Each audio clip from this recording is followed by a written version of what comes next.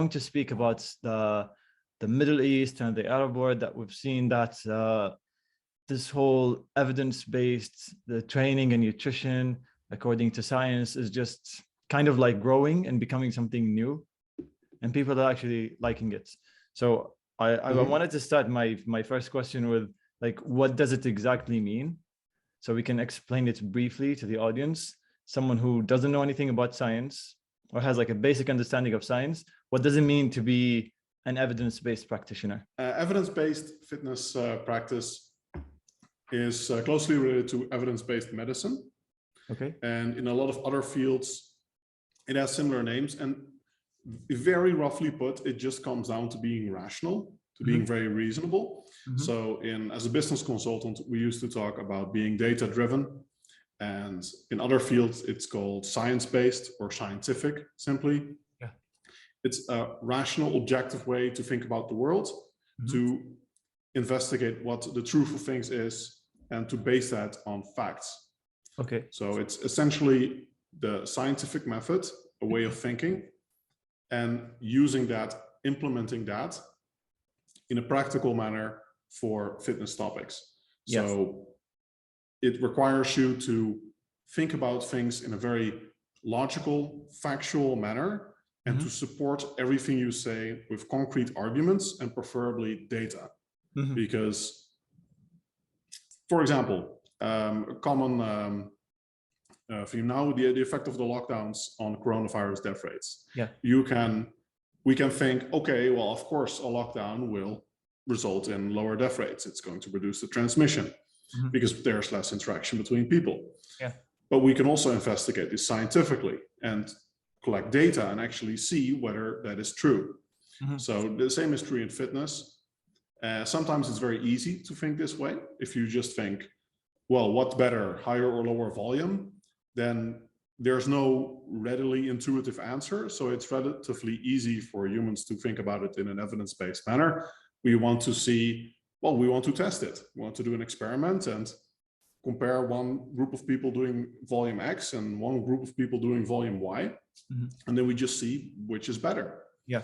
And then we try to often reconcile the data and our theory so that we have both a mechanism for how something works and actual data supporting that it is in fact true.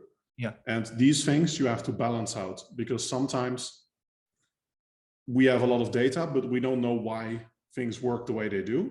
Sure. But we have enough data just to know that, well, this is how it is, even if we don't know yet why that is. True.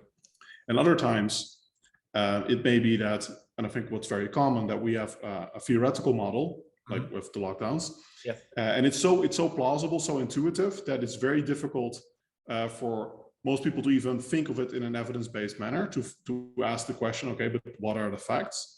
And even more difficult when the facts contradict the theory.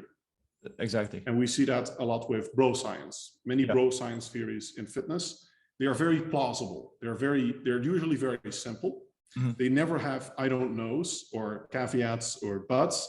It's just, you know, after your workout, your muscle is primed to grow, therefore you need a lot of nutrients. Or after the workout, usually there's like one or two scientific terms thrown in there, like insulin sensitivity is high, therefore you need a lot of carbs. Sure. And then when we investigate this, or when in this case, when this was investigated, it turned out that you don't actually need carbs to maximize muscle growth. You need them to maximize glycogen resynthesis, but that is often not going to be a factor unless you plan to train again within that same day. Yeah, exactly. True, 100%. And like in the course, or let's say before I ask my second question, which is what I've read and studied throughout the course. So sometimes, you know, some people, let's say, any like gym goers, when we tell them that, okay, this is what the science says, this is what the evidence is saying, so you just have to follow the science, we might get accused of, oh, you're just thinking in a black and white thinking, and that there is something called anecdotal evidence that they might use, or they just depend on their experience, you know. So how would you respond to something like that? Yeah, there's this misconception among people not taught in the ways of science, that science is distinct from the real world. There's the saying "in the real world," which is really not true, because scientific research typically takes place in the real world. There are real people doing real training programs. There is nothing, artificial about it. It comes from the idea that scientists are all like wearing white lab coats, and they're in laboratories, and they're doing experiments on isolated cells and trying to extrapolate that to how humans function. Yeah, and that's from the narrow field of the beta sciences like physics, chemistry. You have some scientists that are actually like that, but in fitness, nutritionists, exercise scientists, they don't. It doesn't work that way. You're actually doing experiments with real humans that live real lives. Yeah, and a good way to think about this is, which is also why I said science is just about being the most reasonable. Basically, that's also what my supervisor said at Warwick. Basically explaining, what kind of method for my analysis I would have to do. And in the end, he said, well, you just do what makes the most sense. Yeah. And really, that's what it comes down to, because let's make an hypothetical. If 5 of your friends say this supplement works very well, then you might think, okay, well, that's pretty convincing evidence. Yeah. Because, well, you have these 5 people. Well, these 5 people, they tried the supplement, but you have to compare that with people who didn't take the supplement, because if people get stronger, well, they're also training, they're taking care of their diet. Of course, they're getting stronger over time.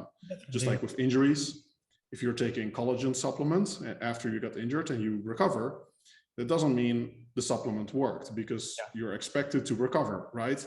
That's what the human body does. It heals. True. So that's basically, we're inclined to look for, in scientific terms, verification or confirmation, whereas we should be concerned with falsification, mostly. Looking at data points that contradict our hypothesis, not looking for data points that confirm it, because it's easy to find a lot, but it doesn't mean the theory is true. You want to try to disprove the theory, essentially, and then see if you can do that. And if you can't, then it means it's probably a good theory. Yeah. So with the supplement, okay, you have the 5 people that say that, but you don't have 5 people that didn't use it. And well, 5 people is still actually not a lot of people. And then, okay, how did they gain muscle? How do you know that? Like, a lot of people say this works for me, but what does that even mean, right? They say like n equals 1. Yeah, well, that too. And they say like, I gain more muscle from it, but how are you measuring that? It's very difficult to measure.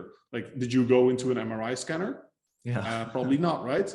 Did you even measure your arm circumference? Probably they didn't. Yeah, probably right. Not. And arm circumference is still a very, very rough measure, because it's affected by hydration status, glycogen stores. Sure. So you want something like an MRI scanner, an ultrasound. And if you put all of those things together, okay, we're gonna also look at least 5 people. Probably we want more. We want at least 10 that didn't take the supplement, and 10 that did. And then we want to measure it with fMRI, and then we want to control their diet, because those are all confounding factors, et cetera, et cetera. And then you have a scientific experiment. So it's not distinct at all to think scientifically as to just think reasonably. Yeah. Science is simply the most rational, the best way to seek the truth. It is. Like, there is nothing artificial about it. It's not something restricted to a laboratory or anything. It's simply the best way to think. Yeah, 100%. And what about like experience? Let's say one of those big IFBB pros or whatever. So most of the time the claims is that you need experience. You can't just rely or depend on science. And they might, someone like, I'm not going to say look down, but not really fully trust that one evidence-based guy who has lots of knowledge, but is not as big because he doesn't have as much maybe experience. So yeah, so there are a lot of misconceptions behind that as well. One is that experience, or that results equals experience. And some individuals just have good genes or good drugs or a good coach. Definitely. And they don't actually know well how to train others or even they could not replicate their own results if they had started over. And basically they got lucky, right? Everyone first, the first magazine or whatever information source that you pick up on strength training, maybe it's perfect for your body type. Yeah. And you already get great results and you stick to that method the rest of your life. You haven't learned anything, but you've gotten great results. Yeah. And okay, even if we have an individual that did get successful by way of experience, not because of luck or genetics or drugs or coaches or whatever, it's still one individual. And what does it mean that they have experience? They have observed certain facts, but probably they have observed those in themselves. And again, we're left with these questions like, okay, they changed their training in this manner and then they got bigger, but what if they had changed it in a different manner? Would they not have gotten bigger? Yeah. In yourself, you can never do a controlled experiment because there's always the passage of time that changes things. Sure. And there are so many things in our lives that are always intertwined with everything we do. Maybe we changed our training program in a certain way, but we also had an overall reduction in our life stress. And that's the reason 100%. We got better results. Yeah, 100%. We often change our diets and then we change our training and our diet. Well, was it the diet or the training that changed the results?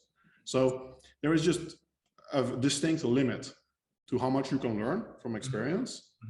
And that's where science comes in to basically give the big picture. I think we should generally trust in scientific research first, and then we fill in the gaps with personal observations, personal experience. And of course, we take that into account, but we should also always be very wary of the limitations of our own mind, of our own experience, of our own observations.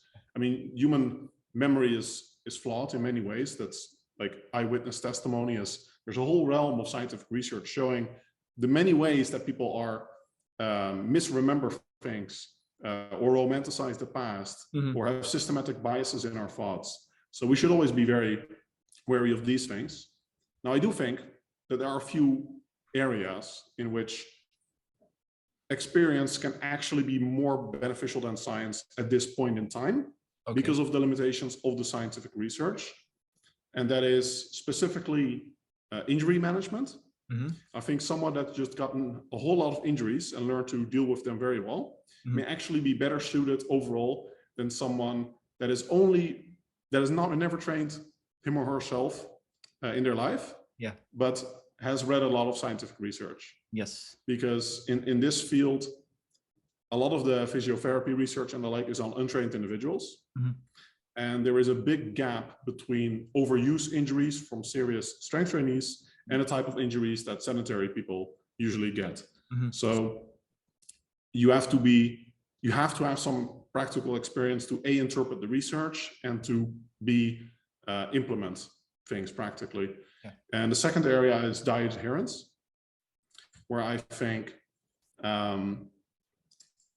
there's a distinct limit to how much we can say scientifically at this point on diet adherence, especially in the realm of people that want to get below, for men, say 10% body fat, for women, say well below 20% body fat, and do that sustainably, because we have very little research about that.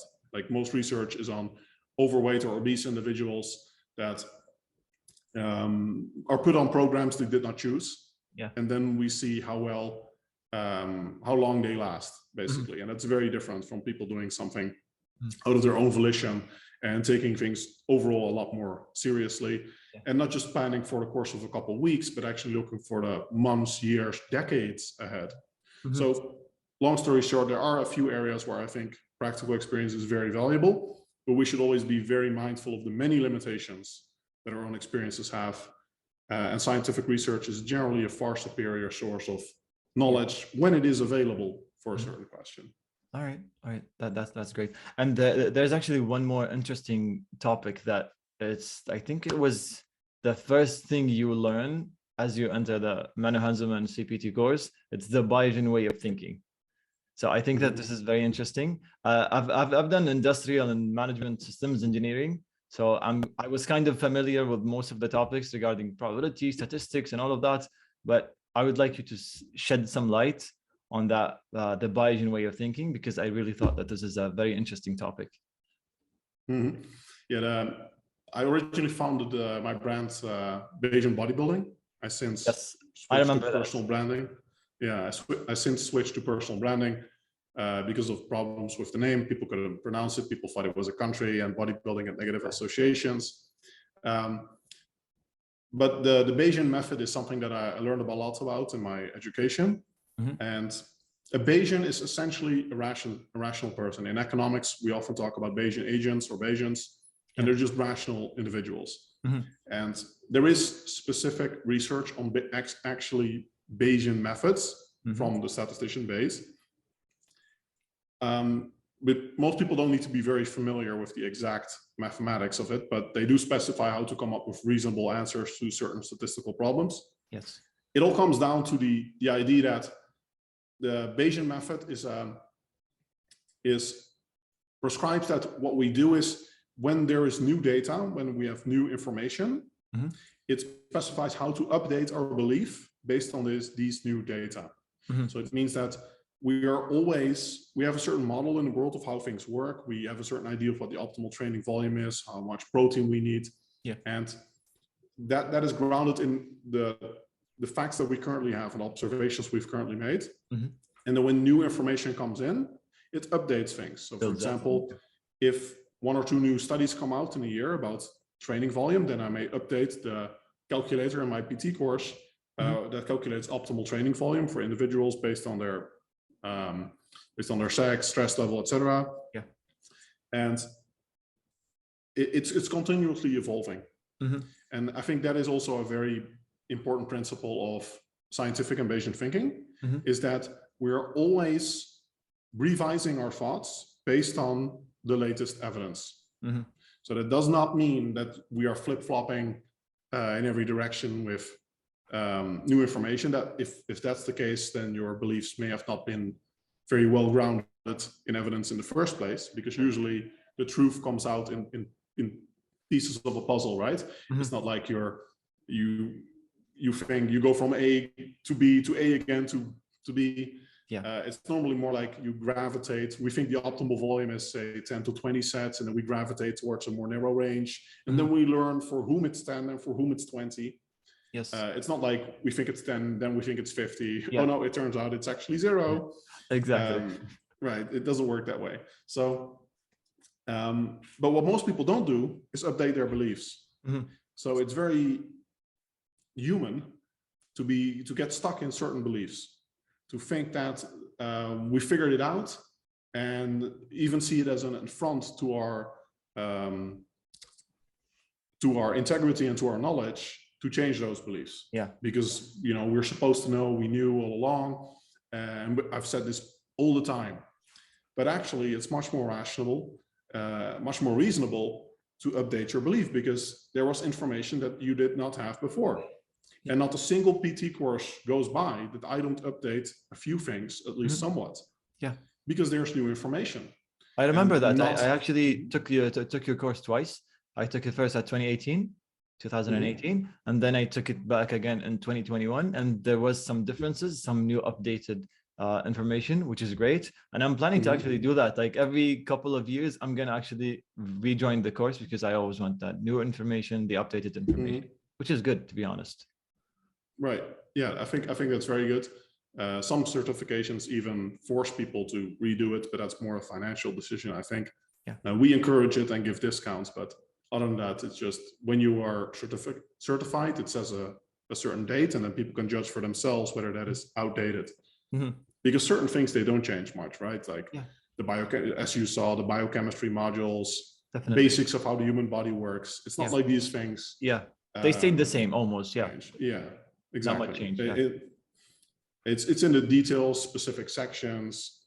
Those things get fine-tuned. Do you have to be, let's say, a scientist, or you have to have like a science degree, whether it's engineering or physics or whatever, to be able to call yourself that, okay, I am an evidence-based coach, after whether taking a course or just studying by yourself? Do you really have to be a scientist to call yourself an evidence-based coach, or is it like open to anyone to be an evidence-based coach? Yeah, I mean, it's not a legally regulated term or anything, so anybody can call themselves if they want to. Ethically, I also don't think you have to be a scientist or a professional, because being evidence-based just means, well, you're basing your beliefs on evidence. So it can be very reasonable, for example, to say, look, I did the Menno Henselmans PT course, that's where I got my information. I have never read any of the studies myself, but this all looks legit. Like, I followed him for a while, and what he posts and his team, they deliver good information. You know, I've cross-referenced a few things with other sources and they appeared accurate. And now I'm just going to trust in this information. And, you know, in the course, everything is hyperlinked, all the scientific references and everything. So you can look it up if you want to. Yes. But being evidence-based does not mean you've done a deep dive into all of the science, all of the studies yourself. It just means you know there are certain facts and you're basing your decision based on those facts. Yes. This is like one of the things that most evidence-based coaches, they get accused of, that, okay, you evidence-based guys or science is overcomplicating things. It shouldn't be that complicated. What would you say to that? Often, science is a difficult path to get to simple facts. I would say it's like that, because a simple question, such as, well, not so simple question, but a simple question would be, does the supplement work? Yes. And to answer that question, we need a lot of complexity, because we need to conduct studies. We need to make sure those studies are well set up. We need to interpret if those studies have high external and internal validity. We need to know how the measurement instruments work. So the scientists conducting this research need to be very well educated. And circling back to your previous point, you don't need the education for these things, but it does help enormously, because it's not a natural human way to think. We're not natural scientists in this sense. I agree. But anybody can do it in principle. Like, it's not like bricklaying, you know. It's a skill where if you haven't learned how to do it, then you're just worse at it than someone else. Like in theory, you can be a very good scientist without ever having conducted any scientific research, just because you're incredibly intelligent and rational. Yeah, true. But yeah, your question was about overcomplicating things. I think in the end, often scientific research comes down to relatively simple conclusions. For example, with the supplement, either it works or it doesn't. But it can be complex in the meantime to answer those questions. And when we have a lot of research, we can summarize 50 studies in 2 lines.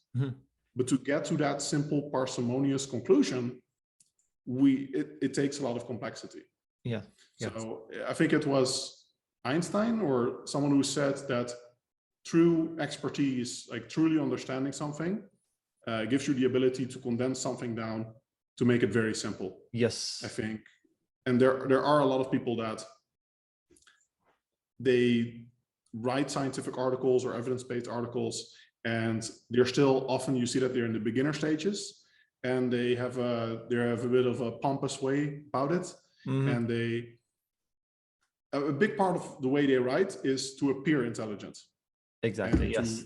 By using like big words, fancy words, overcomplicated it. Just yes. Exactly. And this actually brings us to my second question, which I actually wrote here, because I've had this.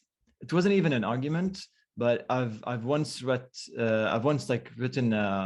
like a simple post regarding, I don't even remember the exact topic, what was it about, but I was trying as much as possible to simplify science for the general population, to make them all understand it, because we don't have to use like fancy terms. So yeah, my question was, do we really have to explain something as, let's say, biochemistry to the general population, or do we have to actually try to simplify it as much as possible to make them understand it in the most simplified ways? Yes, that's a lifelong skill that takes a long time to master, to explain things in a manner that is simple and to also know what level of detail somebody wants. Yeah. And that will vary per individual based on how much information they need to know. Some people just need one or two facts, like, well, this was found in a study, or some people, non-scientific arguments often just go like, yeah, everybody says this. So it's, there are appeals to authority or to tradition, or, you know, yeah, this is the American Medical Institute's official guideline. Yeah. Which in itself carries absolutely no weight. It's not a rational argument. It's just an appeal to authority or tradition or conformity. Yes. But for a lot of people, especially if people hire you as a coach, for example, they're often not looking for an in-depth scientific explanation of, well, there was this study and this study. Exactly. Rather, you want to provide them with an intuition of why something works the way it does. And I think often a degree of certainty with it. Yes. I think that is helpful, because in the end, Bayesian reasoning is the first step from science is coming up with the probabilities that certain things are true. And then what we do as practitioners is we weigh those probabilities of this being true versus that being true with the physical outcomes of these results. Like with a supplement, maybe there is a 50% chance based on scientific research that it works. Well, if the supplement is very expensive and it does very little, then we're probably not going to try it. Sure. On the other hand, if it's, we at least know for sure it's very safe, or with a high degree of certainty, it might have really potent results, and it's practically free. Yes. Then you might as well use it. For example, with creatine monohydrate, we have a lot of research showing it works. It's not magic, and it doesn't work in everyone. Yes. But it's very cheap. It's easy to obtain. So for most people, I recommend, yeah, try it. Even if you're a low responder, you know, you have very little to lose from it, potentially something to gain. It's pretty much as good as it gets in terms of supplements. True. Yeah. I also remember this example. I think you had it in when you were explaining the Bayesian way of thinking. I think you had that example of, I think it was regarding the test booster, right? Oh yeah, there was a test booster. You mean the one that turned out to be toxic? No, I think it was like, yeah, well, if you, let's say, like you're a sponsored athlete, this company X is giving you the test booster for free, and we know that, okay, it has no harm, but it could somewhat be beneficial. So, okay, I'm going to use it because it's free. I'm not going to pay anything, basically. But if I was going to pay for it, and there's like a 50% chance that it's not going to work, then I wouldn't waste my money on it. Yes, and that's actually a real application, what we see in many sponsored athletes, that is very rational for supplement companies to give their supplements to their sponsored athletes. Because if it's even remotely effective or possibly effective, then a sponsored athlete that gets it for free and even has a financial incentive to take it and promote it, they'll probably take it. But that doesn't actually mean that they would have bought it themselves, right? So you, as one of their fans, might think they're true believers of this supplement, whereas for them, actually, they're like, nah, you know, I get it for free, why not?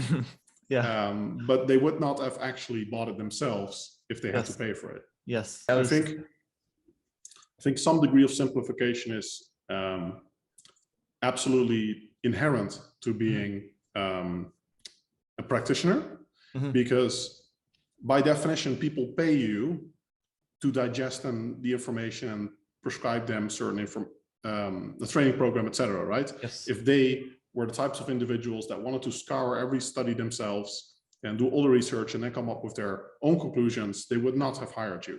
Basically, and if somebody follows you on Instagram, there is a reason they're consuming your information on Instagram and they're not reading a scientific journal. Yes. Exactly. So if on your Instagram posts you write everything as if it was a scientific article, then you're simply using the wrong medium to communicate your message. You should be writing a letter to the editor or conducting actual scientific research. Yeah, true.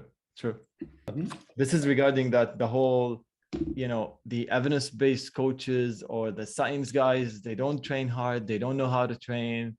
I think those accusations like mostly come from the bro science or the gym bros, that we don't know how to train hard and we're oversimplifying things. We're making the training easy. what would you answer that? Yeah, I think there is a very natural tendency for humans to think in polar opposites and stereotypes. So we often have this idea of the big muscular bodybuilder, and then we think they're wise from experience, maybe not the smartest, but they have a lot of experience. And then we think there's the computer geek that's scrawny and doesn't lift, and they're book smart, but they don't know how to implement it in practice. Yeah. That's like the stereotypes, right? Yes. But there are a lot of individuals that do make the best of both worlds. And in particular, muscle size itself, especially when you factor in drugs, is not a reasonable proxy for someone's knowledge at all.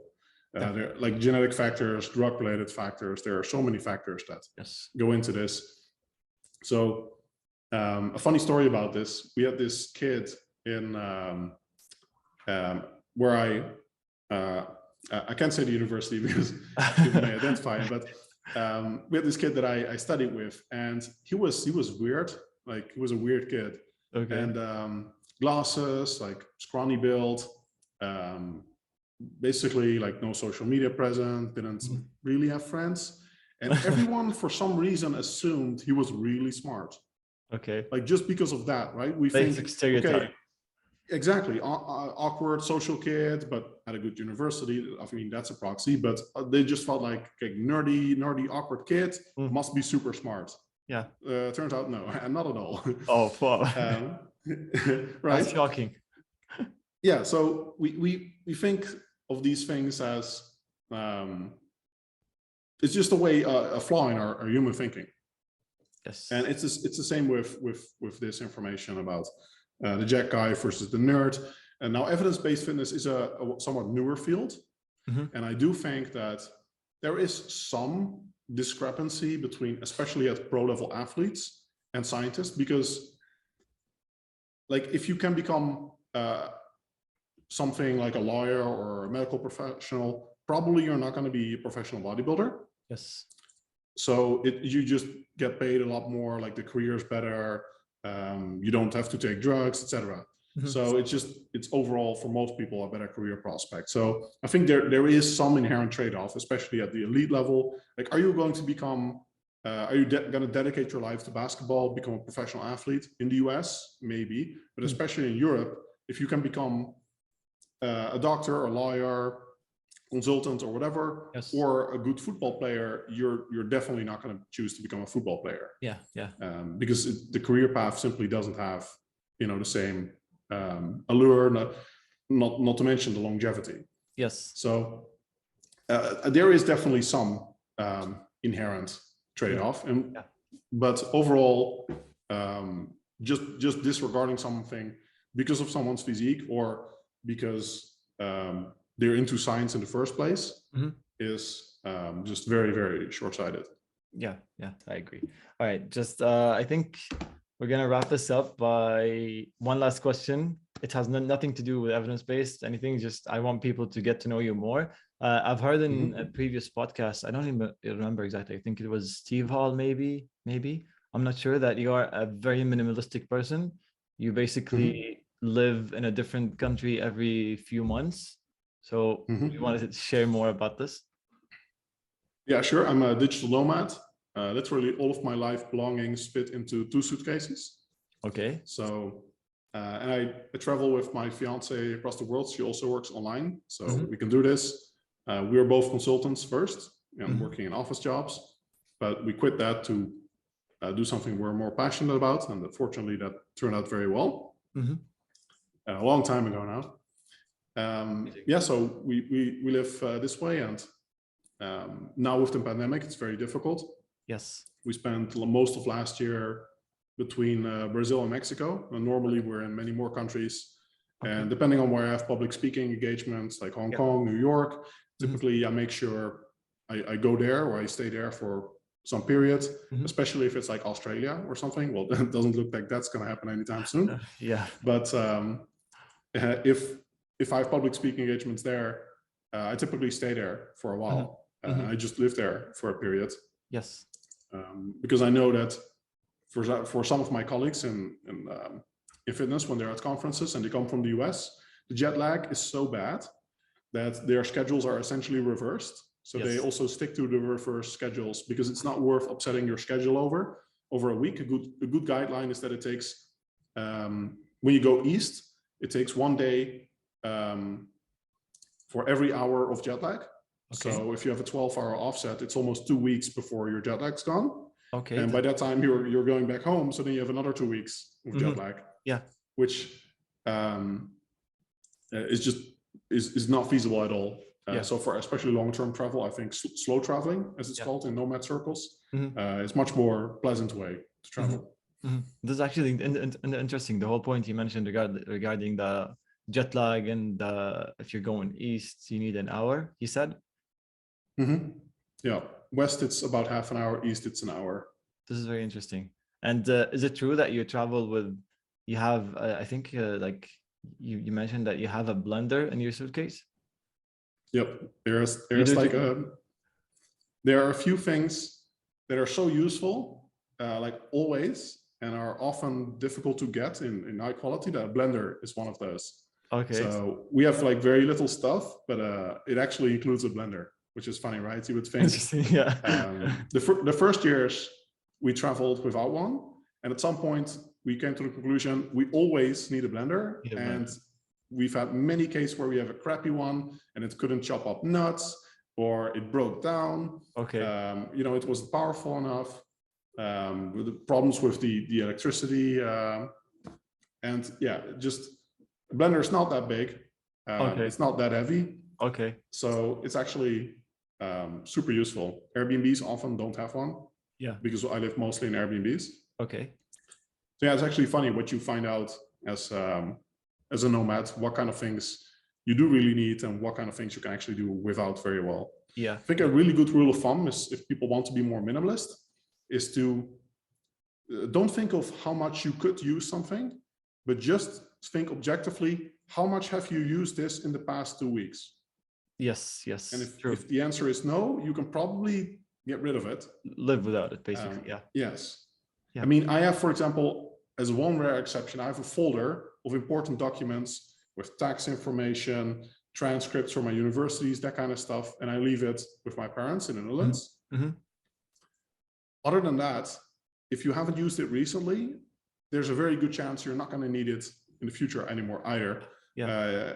We humans are natural hoarders. We like to get a lot of material goods, and before you know it, even I see that if you've lived somewhere for say 3 months, already you have a lot of stuff where you're like, oh God, I didn't know I had this much stuff. Yeah. And after a few years in a house, it's like, it's insane how much stuff you have that people don't actually use. Yes, true. I agree. And the, let's say for the next few months, are you planning on any trips? Are you going to go somewhere? Do you have any public speaking? Normally, I plan my life 6 to 12 months ahead. Okay. But with the pandemic, that's become completely impossible because countries are flip-flopping literally from week to week with their guidelines. Yeah. I think it's getting better now. I think countries are finally getting a long-term perspective on things. Yeah, just opening up. Yeah, but not just opening up, but actually thinking of the long term. Like Spain, Denmark, Sweden, and to a large extent Great Britain have all come out now and said they don't consider coronavirus a big national like emergency state anymore. Yes. And they're going to treat it mostly as the flu, like an endemic virus. So that's actually a long-term perspective, right? Because in the Netherlands, there's no long-term perspective. Oh, like it's like they literally just look at the data from week to week and base their decisions on that. It's like new people come in every week and you give them the data and they make new decisions. Yeah, they went from like wanting to keep people locked down despite enormous protests to getting rid of social distancing altogether within a couple of weeks. Twice. Wow. Yeah, they flip-flopped. What about now? I think now they've got rid of everything, or at least planning it. Okay. But great. You know, come winter. Yeah. In any case, normally I like to plan things a lot of ahead. Now I just know I'm going to Portugal after March, so starting from April. Okay. In May, I tentatively have a conference planned in the Netherlands, the FIT Fair, largest conference in the Netherlands. I think it's going to go ahead because it's summer and I don't foresee Corona messing up things like it did last year. But over the last period, my last 2 speaking engagements were also canceled. So we'll see. Maybe this will be the year when I can do more public speaking again. Yeah. And for now, it's mostly online. You will be mostly announcing any public speaking on your social media, on your Instagram accounts, right? Yes. Yep. All right. You'll get an email, my newsletter, usually. I post it on my social media. And there's also a seminars tab on my website where you can see all the upcoming stuff, which is not much currently. Yeah.